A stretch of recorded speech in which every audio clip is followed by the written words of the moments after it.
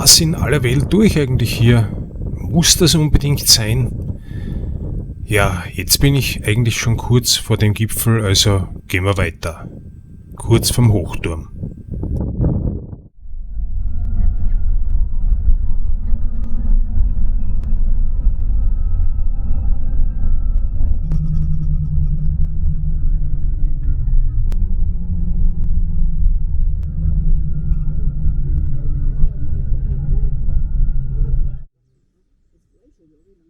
Herzlich willkommen bei Wandern gehen. Heute werde ich eine Überschreitung machen. Der Gipfel, den ich besteigen werde, nennt sich Hochturm. Das Massiv, das ich überschreite, ist das Trentling-Massiv. Den Berg, den du nun siehst, ja, der unter der weißen Haube, das ist der Trentling. Wie ihr bereits gesehen habt, bin ich mit dem Bus bis nach Dragös gefahren, zum Parkplatz des Grünen Sees. Hier gibt's nämlich seit kurzem eine Haltestelle. Diese Wanderung ist für mich ein Versuch. Ich möchte herausfinden, ob solch eine Wanderung möglich ist, indem ich nur öffentliche Verkehrsmittel verwende. Bist du nun neugierig, ob ich es schaffe? Dann bleib dabei und schau's dir an. Um mein Vorhaben zu schaffen, sollte ich den letzten Bus am Brebichl erreichen. Der geht um 19.45 Uhr. Ich hoffe sehr stark, dass es sich ausgeht. Falls nicht, muss ich ein Taxi bis nach Leoben nehmen. Dort ist nämlich der nächste Bahnhof, wo ich immer einen Anschluss habe. Schauen wir uns schnell den Tourenverlauf an. Rechts der Höhenverlauf, links der Tourenverlauf. A, das ist Dragös. Als nächstes kommt die grüne Fahne, das ist das Sears Lake. Die rote Fahne, das ist der Hochturm. Und B, das ist das Ziel, der Brebichl. Du solltest ungefähr mit 7,5 Stunden rechnen. Die Tour ist 19 Kilometer lang und du wirst einen Höhengewinn von 1570 Metern zu bestreiten haben. Ja, und der jetzt so durstig ist, das ist auch mein Kameramann. Bei dieser Wanderung handelt es sich um eine schwere Wanderung. Sehr gute Kondition ist erforderlich, gute Trittsicherheit, festes Schuhwerk und alpine Erfahrung sind notwendig. Du wirst sehen, warum. Mein erstes Ziel ist der Edelweißboden auf ca. 1800 Meter. Dieser hat seinen Namen von den vielen Edelweiß, welche hier auf einer großen Wiese wachsen. Die Blütezeit der Edelweiß ist im Frühsommer, also bin ich schon etwas zu spät gekommen. Die vielen seltenen alpinen Pflanzen machen den Gebirgszug zu einem sehenswerten Naturschutzgebiet. Um das Naturschutzgebiet in seiner vollen Pracht genießen zu können, würde ich dir aber vorschlagen, geh's an einen schöneren Tag wie ich. Wir verlassen nun das Hochplateau. Ihr seht den großen Stein mit der Wegmarkierung Rot-Weiß-Rot. Es geht steil bergab, also ab jetzt ist erhöhte Vorsicht geboten. Ah ja, und habe ich schon erwähnt, neben den vielen ausgefallenen Pflanzen können wir auch Tiere wie Gämse, Steinböcke und in Richtung Hochturm gibt es auch einige Murmeltiere. Du kannst 2 Wege auf den Hochturm gehen, einmal die offizielle und das hier ist die etwas kürzere, aus diesem Grund habe ich es auch an diesem Tag gewählt und ich habe den Hochturm erreicht.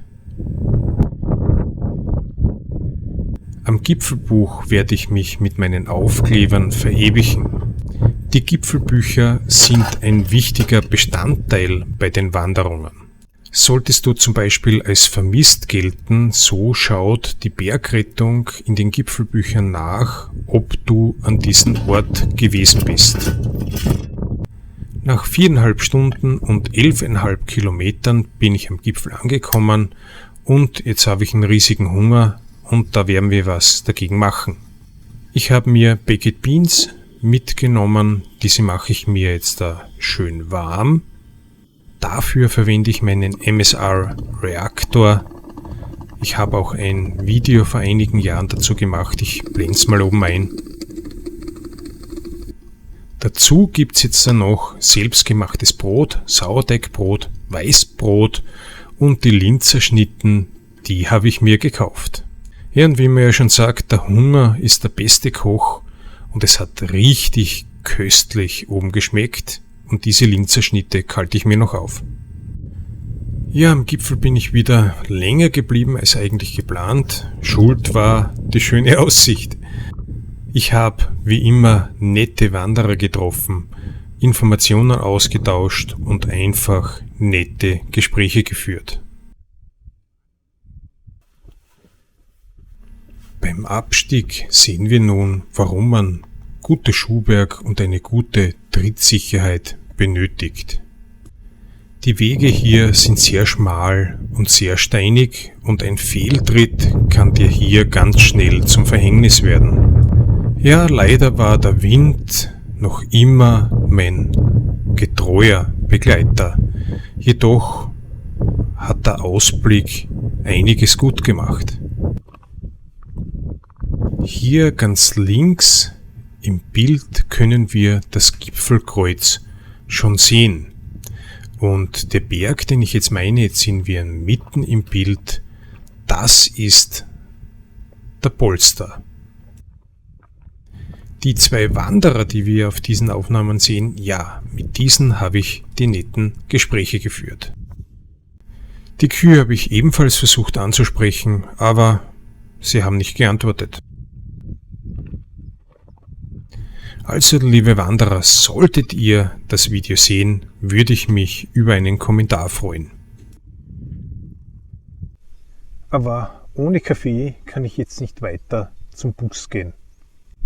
Instant-Kaffee habe ich in meinem Leben schon genug getrunken. Aus diesem Grund habe ich mir jetzt was anderes überlegt.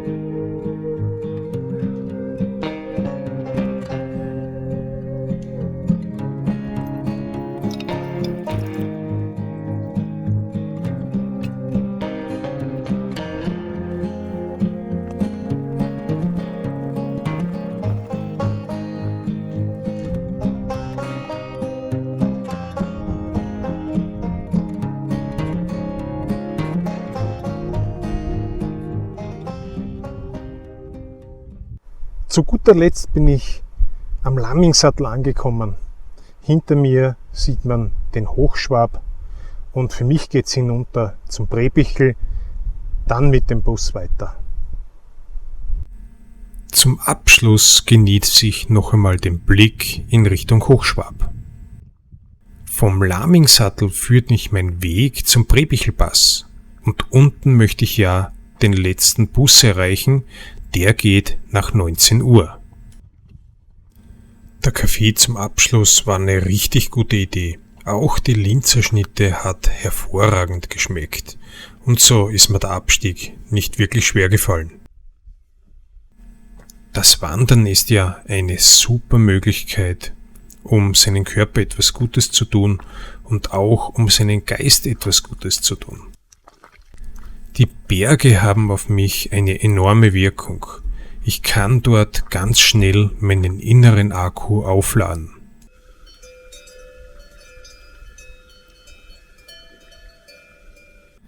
So ein letzter Blick in Richtung Lamingsattl. Ab jetzt geht's nicht mehr auf Wanderwegen, sondern auf Forstwegen weiter Richtung Präbichelpass. Hier siehst du den Sessellift auf dem Polster. Inzwischen scheint sogar die Sonne und ich habe mir die Sonnenbrillen aufsetzen müssen. Ja, nach knapp 20 Kilometern komme ich gleich am Präbichelpass an und dann werde ich mit dem Bus nach Leoben fahren, mit dem Zug dann zurück nach Bruck. Auf der linken Seite siehst du schon die Fahrbahn vom Präbichelpass. Ein letzter Abstieg und hinüber zur Bushaltestelle und dann kommt auch schon der Bus. Also ich habe es geschafft, sogar einen Bus früher als geplant.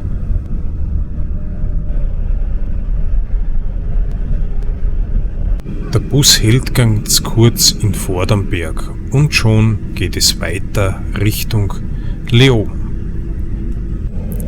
Mein Fazit zur Tour: Es war sehr schön, leider konnte ich euch am Anfang nicht den hervorragenden Ausblick zeigen. Für mich ist es sich leicht ausgegangen, jedoch solltest du die Trentling-Überschreitung nicht unterschätzen. Und jetzt bin ich in Leoben Hauptbahnhof auch schon eingetroffen, gehe auf den Bahnsteig und siehe da, ein Zug ist auch schon da, aber das ist leider der falsche, der fährt Richtung Graz und bleibt nicht in Bruck an der Mur stehen.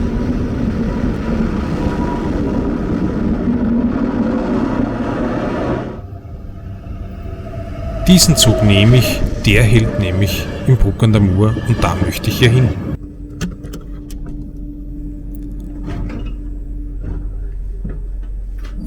Es sind nur ein paar Minuten von Leoben nach Bruck.